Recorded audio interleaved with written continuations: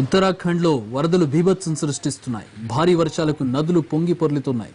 భారీ వర్షాలకు రోడ్లు దెబ్బతిన్నాయి. ఘాట్ రోడ్లు దెబ్బతినడంతో ప్రమాదాలు జరుగుతున్నాయి. బాగేశ్వర్లో రోడ్డు దెబ్బతినడంతో బస్సు లోయలోకి జారిపోయింది. ఆ దృశ్యాలను మనం చూడొచ్చు.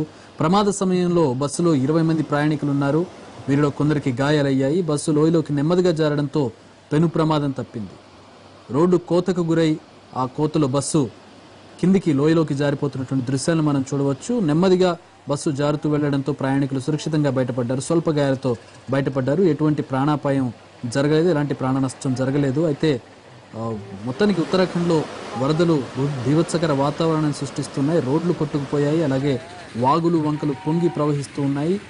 జనజీవనం స్తంభించినటువంటి పరిస్థితి. ప్రయాణికులు కష్టాలు పడుతూ ఉన్నారు.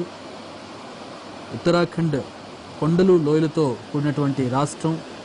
ఇక్కడ ఎలాంటి వరదలు వచ్చినా కూడా ట్రాన్స్పోర్ట్కి తీవ్ర ఇబ్బంది కలుగుతుంది, తీవ్ర ఆటంకం కలుగుతుంది.